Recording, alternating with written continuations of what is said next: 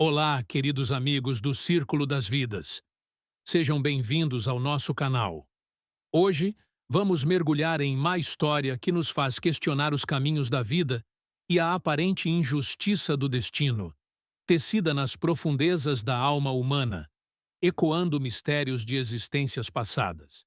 Todos nós, em algum momento, já nos perguntamos sobre o porquê de tanto sofrimento, sobre as dores que parecem inexplicáveis e as condições desafiadoras que alguns enfrentam desde o berço. O mundo, muitas vezes chamado de Vale de Lágrimas, nos confronta com realidades que testam nossa fé e nossa compreensão da justiça divina. A felicidade, para muitos, é apenas uma miragem, uma nuvem de fumaça que se desfaz ao menor sopro do vento da vida, tal como a névoa se esvai aos primeiros raios de sol. Mas o que realmente se esconde por trás dessas dores aparentemente insuportáveis, de quadros de angústia que parecem irremissíveis e irresistíveis, como os de milionários que não podem dormir ou comer, ou dos mais robustos que carecem do mínimo para sustentar suas forças vitais? Será que existe uma razão maior, uma conexão profunda com um passado que molda o presente de forma tão intensa? Imagine agora um casal, jovem e apaixonado, unidos por um amor que se assemelhava a uma árvore florida à espera de ser um belo pomar de frutos maduros. Ele, um modesto funcionário. Ela, uma humilde costureira. Seus semblantes irradiavam alegria e seus corações, a esperança de um futuro simples, mas repleto de afeto. Áurea, a esposa, contemplava a figura angelical do menino Jesus e pedia a Deus ter um filho tão belo quanto aquela imagem sagrada. Com muito esforço e inúmeras poupanças, eles prepararam cada detalhe do enxoval, sonhando com o neném que chegaria pedindo beijos com seus sorrisos. Camisas pequenas com belas rendas, roupinhas brancas com finos bordados, chapeuzinhos formosos e delicados, tudo parecia pouco para o novo membro que se anunciava em sua casa. O momento supremo, enfim, chegou. Áurea sentiu as agudas dores de um parto laborioso e deu à luz a uma criança. Mas, ao invés da celebração esperada, um silêncio pesado preencheu o ambiente. O marido e as pessoas ao redor estavam estranhamente tristes, cochichando entre si, como se não pudessem ou não quisessem entender a alegria que se esperava da nova mãe. Áurea, alarmada, gritou: "Vocês não estão me ouvindo? Quero abraçar o meu filho. Ele está morto, talvez?" O marido, com a voz embargada, respondeu: "Não, mas é que a criança não tem braços nem pernas."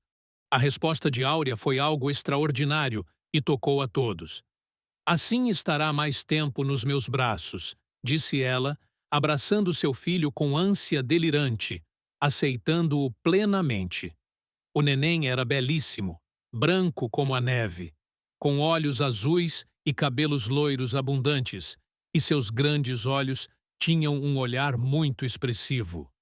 Mesmo meses depois, o menino continuava belíssimo, e a mãe louca por ele. No entanto, a amargura do pai era palpável, expressa em momentos de desabafo. Quanto desejava um filho, e veio um sem braços e sem pernas. Como é injusto, Deus! Se o meu filho fosse vir num lar rico, entenderia, mas eu sou tão pobre. Essa experiência mudou tudo para a família e deixou uma amiga da médium profundamente intrigada, fazendo-a questionar o que teria sido desse menino em outra vida, qual papel teria ele representado na história. Permaneça conosco para desvendar este mistério que nos convida a uma profunda reflexão sobre a lei da reencarnação e a teia invisível que conecta nossos passados aos nossos presentes, mostrando que a vida nos reserva surpresas que vamos desvendar. A história desse recém-nascido sem braços e sem pernas ressoou profundamente, especialmente na amiga da médium, que se viu assombrada pela imagem do pequeno. Ela não conseguia parar de pensar no sofrimento que o menino enfrentaria ao se tornar adulto, preso em uma inércia dolorosa, apesar de uma provável grande inteligência. Em um tom empático e curioso, ela expressou seu desejo não de mera curiosidade, mas de compreender a fundo a razão para essa terrível expiação, esse fardo que parecia tão desproporcional à sua inocente existência atual. A médium, tocada por essa demanda legítima e pelo desejo de oferecer consolo e esclarecimento, comprometeu-se a interrogar os espíritos sobre o passado desse ser tão singular. E foi então que a verdade veio à tona, uma revelação guiada pela sabedoria dos planos superiores que nos convida a uma das maiores compreensões sobre a existência. O espírito guia, em uma psicografia esclarecedora, respondeu à indagação com uma frase de Jesus que ressoa com uma profundidade imensa: "Pelo fruto conhecereis a árvore." Essa antiga sabedoria, aplicada à complexidade da reencarnação, nos oferece uma chave para desvendar os enigmas da vida.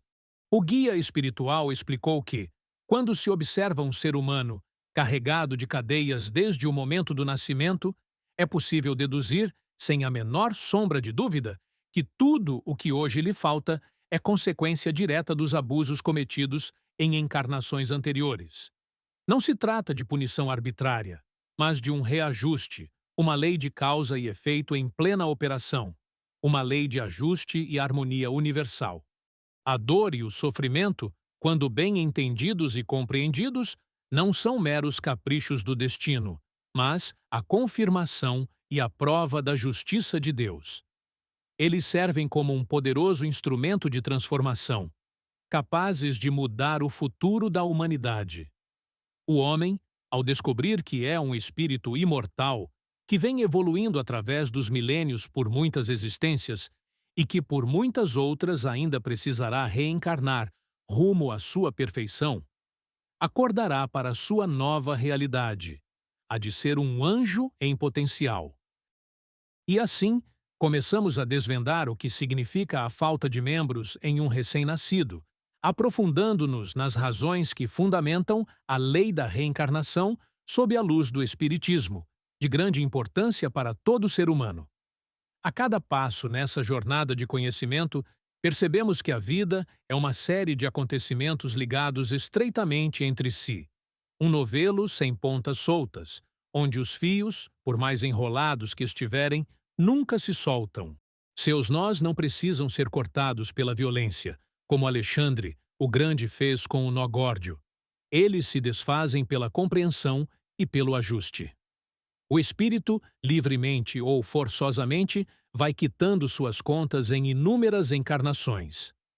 A condição do menino nos mostra que nada acontece por acaso e que em tudo, absolutamente tudo, está presente a lei divina. Algo extraordinário aconteceu quando essa conexão foi revelada, abrindo portas para um entendimento mais profundo.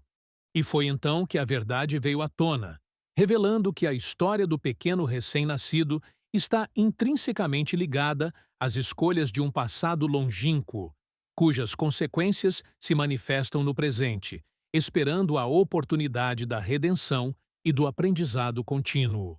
Permaneça conosco para explorar como a ausência de pernas e braços revela a história de um espírito. Aprofundando-nos nas revelações do espírito guia, a questão da falta de pernas no recém-nascido adquire um significado que transcende a mera deficiência física. Não se trata de um acaso, mas de uma consequência direta de como essas pernas foram utilizadas em vidas anteriores. Se não tem pernas? Questiona o guia espiritual, e a resposta é um convite à reflexão profunda. Sinal que, quando ele as tinha, serviram-lhe para fazer todo o dano possível. Essa é uma declaração que nos faz questionar a responsabilidade de cada ação e o impacto duradouro de nossas escolhas. O espírito guia detalha exemplos que nos trazem uma dimensão sombria do passado desse ser. Poderia ter sido um espião, correndo incansavelmente atrás de pessoas inocentes, ansioso para acusá-las de crimes que jamais cometeram. Suas declarações falsas teriam feito abortar conspirações transcendentais que, quando descobertas antes do tempo, produziram inúmeras vítimas. Essas imagens nos remetem a cenários de traição e manipulação, onde a agilidade e a capacidade de movimentação eram usadas para fins perversos, semeando a desgraça e o sofrimento em seu rastro.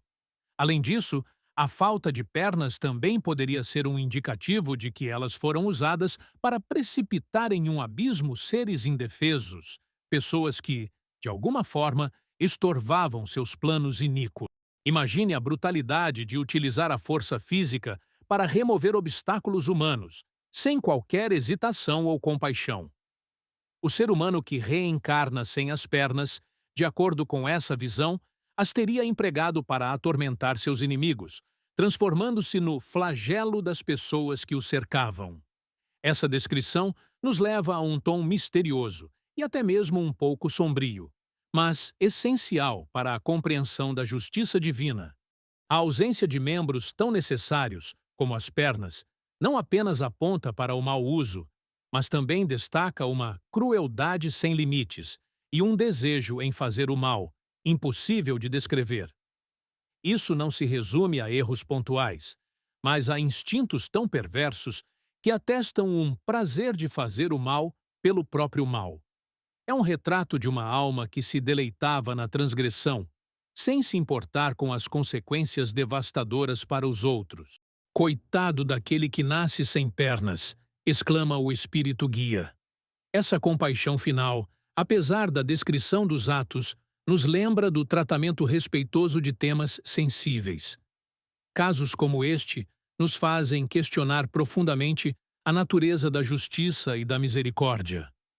O sofrimento do presente é, portanto, um espelho das ações do passado, uma oportunidade de reajuste e aprendizado para o espírito. Para essa família, tudo mudou quando essa realidade se impôs. E a compreensão das origens espirituais do sofrimento de seu filho pode ser o primeiro passo para uma jornada de aceitação e redenção. Mas a história não termina aqui. O mistério se aprofunda ao considerarmos a ausência dos braços, que também guardam segredos de outras escolhas e ações de um tempo longínquo. O que aconteceu a seguir surpreenderia qualquer um. Se a ausência de pernas no recém-nascido revelou um passado de perseguição e crueldade, a falta de braços e mãos aprofunda ainda mais o mistério dessa expiação. As mãos, tão úteis à espécie humana, capazes de realizar desde as obras de titãs até os labores extremamente delicados, têm um poder imenso, tanto para o bem quanto para o mal. E, segundo o espírito guia, quando alguém reencarna sem elas, é porque um grande dano deve ter sido feito com elas em existências anteriores. Imagine a responsabilidade por trás de cada gesto, cada decisão tomada com as ferramentas mais versáteis do corpo humano. O espírito nos apresenta um cenário de ações terríveis.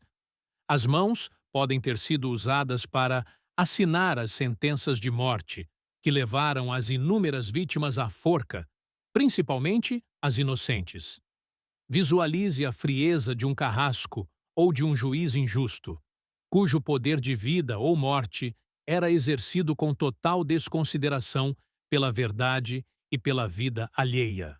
Poderiam ter encontrado prazer em apertar os parafusos de horríveis instrumentos de tortura, arrancando confissões de infelizes acusados, enlouquecidos pela dor. A imagem é vívida e angustiante, revelando a extensão da maldade que pode ser praticada por um espírito inclinado ao mal. Não menos grave, as mãos podem ter sido empregadas para escrever calúnias horríveis que destruíram a tranquilidade e o amor de famílias felizes. A palavra, quando transformada em veneno pela escrita, tem um poder destrutivo que se propaga e aniquila reputações e lares. O dano causado pelas mãos é vasto e multifacetado. Com elas, pode-se colocar o pavio perto dos materiais inflamáveis e produzir o devorador incêndio, ou o forte pode estrangular o fraco. Elas podem esbofetear e tornar uma fera o homem mais pacífico e mais honrado, ou destruir o trabalho de muitas gerações. As mãos, que deveriam ser instrumentos de construção e auxílio, foram transformadas em ferramentas de aniquilação e sofrimento. Esta experiência mudou tudo para o espírito do recém-nascido, que agora enfrenta a privação daquilo que mais usou para o mal. A revelação nos obriga a confrontar a dualidade do poder humano e a inescapável lei de retorno. O espírito guia é enfático ao afirmar: quando se encarna na terra sem as mãos, quanto dano deve ter sido feito com elas. Essa é uma declaração que nos convida a uma introspecção profunda sobre como utilizamos nossas próprias capacidades. A verdade sobre esse pequeno ser é um lembrete vívido de que cada ação tem um eco no tempo e que as escolhas do passado se manifestam nas condições do presente. Esta história nos ensina que a responsabilidade é um pilar fundamental da jornada evolutiva e que a justiça divina opera de maneira imutável. Mas o que isso significa para todos nós? E como essa sentença é, na verdade, um caminho para a redenção? A descoberta que mudaria tudo estava por vir, revelando o funcionamento de uma justiça que não pune, mas reajusta, e que está ao alcance de todos. A partir das revelações sobre as mãos e pernas, o Espírito Guia nos oferece uma compreensão ainda mais abrangente da lei de causa e efeito, transcendendo a necessidade de particularizar cada história individual. Não há necessidade de particularizar a história deste ou daquele, afirma o guia espiritual. Todos aqueles que ingressam na Terra, sem um corpo robusto e bem equilibrado, são, na verdade, réus condenados à prisão perpétua, que vêm cumprir a pena. Esta é uma declaração poderosa que remove qualquer ideia de injustiça externa e aponta para uma responsabilidade intrínseca. A sentença, nesse contexto, não é imposta por um juiz externo e implacável, mas é aquela que o próprio Espírito assina no transcurso da sua vida. Esta perspectiva nos leva a uma reflexão profunda sobre a autonomia e a responsabilidade de cada alma. Não existem, portanto, juízes implacáveis que neguem o perdão aos criminosos arrependidos. A justiça divina não se baseia na condenação eterna, mas no reajuste e na oportunidade de aprendizado. Não há maior juiz que a consciência do homem, revela o Espírito Guia. Essa é uma verdade libertadora, pois coloca o poder da transformação nas mãos do próprio indivíduo.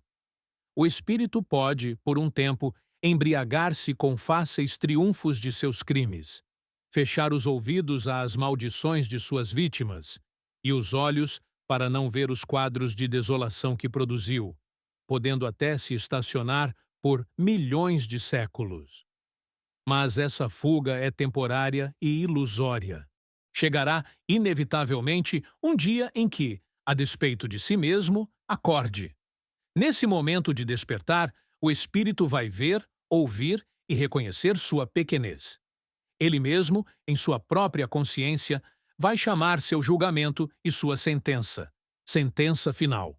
E essa sentença será cumprida hora a hora, dia a dia, sem que se exima do tormento por um segundo, porque tudo está sujeito a leis fixas e imutáveis. Essa visão da justiça nos afasta de um Deus punitivo e nos aproxima de um Criador que estabeleceu leis perfeitas de equilíbrio e evolução. O que aconteceu a seguir surpreendeu a muitos, pois a justiça se manifesta de formas que muitas vezes não compreendemos inicialmente.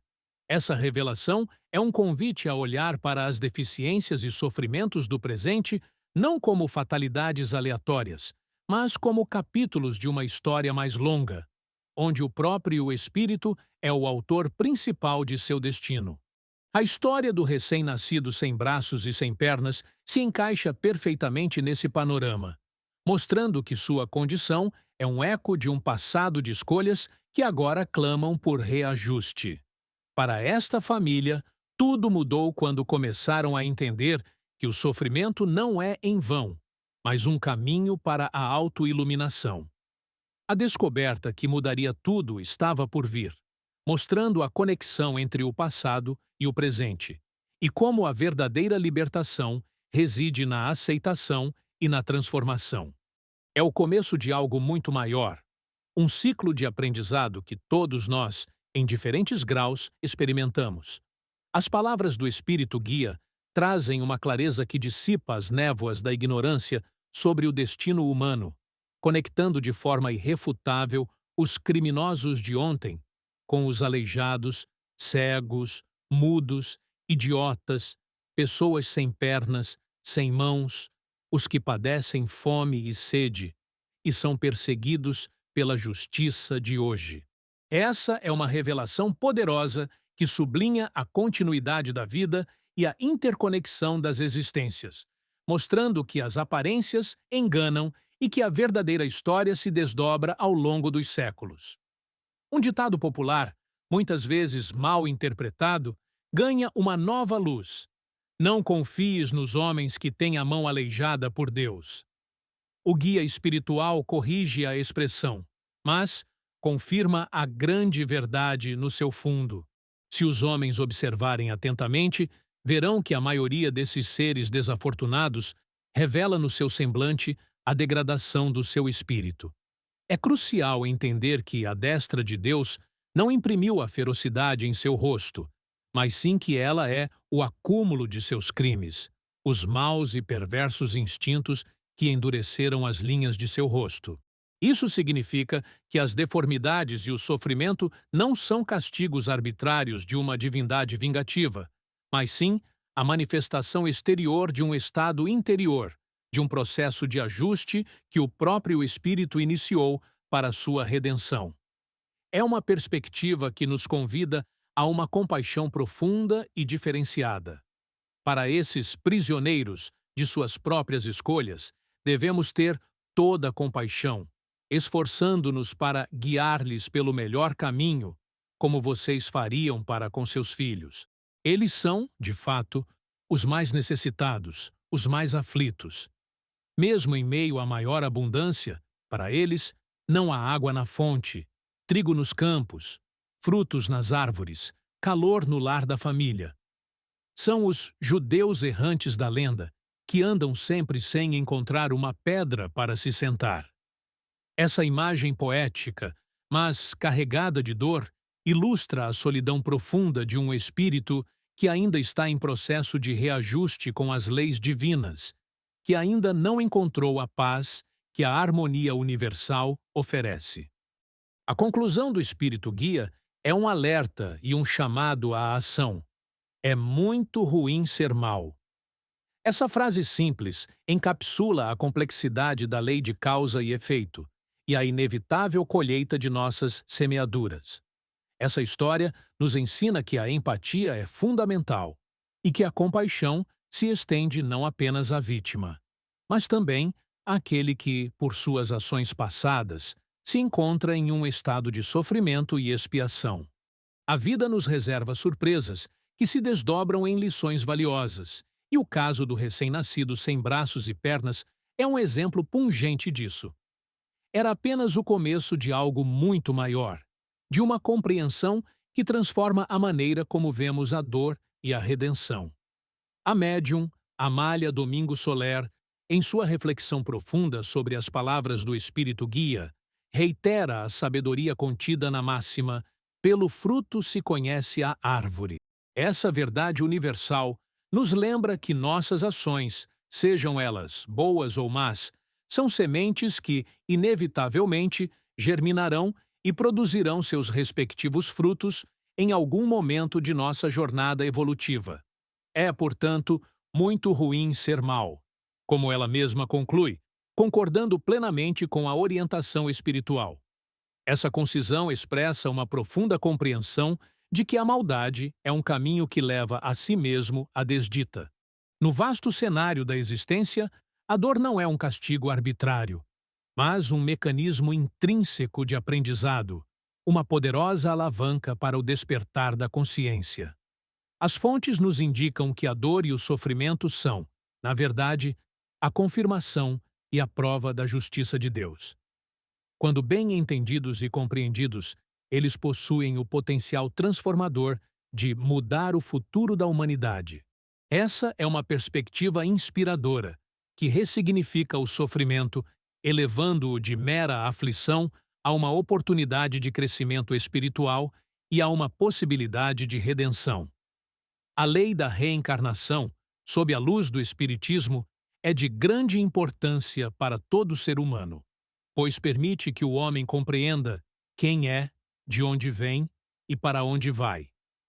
Essa clareza existencial não é apenas intelectual, mas tem o poder de transformar a sua forma de agir para com os outros e para consigo mesmo. É um convite à mudança interior, a uma reavaliação de hábitos e pensamentos que, finalmente, encontrará a solução para muitos enigmas da ciência, da filosofia e da religião. A compreensão de que a lei de causa e efeito, ou karma, não é uma lei de punição, mas sim de uma lei de ajuste e de harmonia universal. É um dos pilares mais consoladores dessa doutrina. Ela nos mostra que o universo não é caótico, mas governado por leis imutáveis que buscam o equilíbrio e a evolução de todos os seres. Essa lei está presente em todos os acontecimentos da vida, no dia a dia, nas maiores e nas menores ações que fazemos. É uma lei viva, que regula tudo, desde o microcosmos até o equilíbrio dos mundos. Quando o homem descobre que é um espírito imortal, que vem evoluindo através dos milênios por muitas existências e que por muitas outras ainda precisará reencarnar rumo à sua perfeição, ele acordará para sua nova realidade, a de ser um anjo em potencial. Algo extraordinário aconteceu quando essa visão de mundo se abriu, oferecendo um propósito maior para cada encarnação. Esta história nos ensina que a verdadeira felicidade lhe está preparada, segundo o esforço que fizer desde agora no seu trabalho de autoiluminação. Compreender os porquês da vida, das dores desde o nascimento e das aparentes injustiças divinas é essencial para alcançar essa felicidade plena. Era apenas o começo de algo muito maior, de uma jornada de autodescoberta e transformação para o espírito. A revelação do espírito guia e a reflexão da médium nos levam a uma certeza inabalável. Nada acontece por acaso, e que em tudo, absolutamente tudo, está presente a lei divina. Essa afirmação ressoa com uma força que transcende as dúvidas e as perplexidades humanas, oferecendo um sentido profundo para cada evento em nossa existência. É a compreensão de que cada experiência, cada alegria e cada dor estão inseridas em um grande plano de evolução, regido por uma inteligência superior e infinitamente justa. A obra 15 Vidas Passadas se propõe, com suas histórias cuidadosamente selecionadas, a trazer para o leitor profundas reflexões, até então inimaginadas, e a compreensão do seu papel no planeta em que está encarnado. Para isso, as mensagens psicografadas pela médium espanhola Amália Domingo Soler foram traduzidas e adequadas para uma maior aproximação com o leitor brasileiro, tocando corações e mentes com a clareza da verdade. O livro aborda situações de pessoas que nascem cegas, aleijadas, órfãs, abandonadas, exploradas cruelmente, com doenças mentais, paraplegia ou que vivem velhice e infelicidade. Todos esses casos são apresentados não como fatalidades, mas como elos de uma cadeia de causa e efeito, de uma história de vida passada que se reflete no presente. A intenção dessa obra é clara: contribuir com uma mudança comportamental íntima para uma melhor compreensão de cada ser, no estrito cumprimento do seu dever. É um convite à autoanálise, ao autoaprimoramento e à busca por uma conduta alinhada às leis divinas. A dor, nesse contexto, é compreendida não como um castigo, mas como o grande alarme da humanidade, um despertar que impulsiona a alma ao crescimento e à busca por um sentido maior. A ciência, sem a bússola do amor, pode levar a precipícios. A sabedoria, sem a chama da compaixão, torna-se estéril, como uma fonte sem água ou uma árvore sem sombra e frutos. O Espírito Guia nos ensina que o essencial é aprender a amar e sentir compaixão, reconhecendo que não se pode subestimar ninguém, porque aquele ser abandonado tem um espírito, talvez mais avançado, que aquele do que acredita ser infalível pela sua sabedoria. Essa é uma perspectiva que nivela as diferenças sociais e nos convida a ver o espírito por trás das aparências. Mesmo o simples fato de nascer já deve nos fazer considerar que os espíritos reencarnam na Terra para cumprir uma missão, seja de grande importância ou insignificante.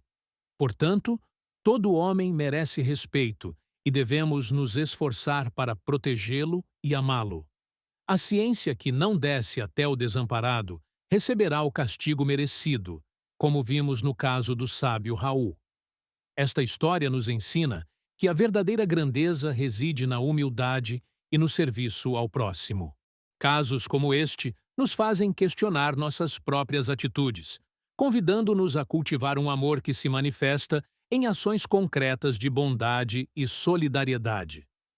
No cenário das expiações e aprendizados, algo extraordinário acontece. O papel dos espíritos protetores, o amor que transcende as barreiras do mundo físico e acompanha os seres através das encarnações. O Espírito Guia nos assegura que, em meio às mais terríveis provações, nenhum ser da criação falta-lhe alguém que o queira. Essa é uma mensagem de esperança que ilumina as mais profundas sombras da solidão e do desespero.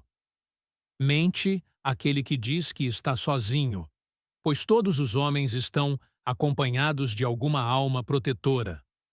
Mesmo quando o corpo repousa, se o espírito não encontra uma mão amiga para orientá-lo ou uma voz amorosa que pergunte: "Aonde você vai, pobre exilado?", o homem dificilmente teria força para reanimar seu corpo e recomeçar um novo dia.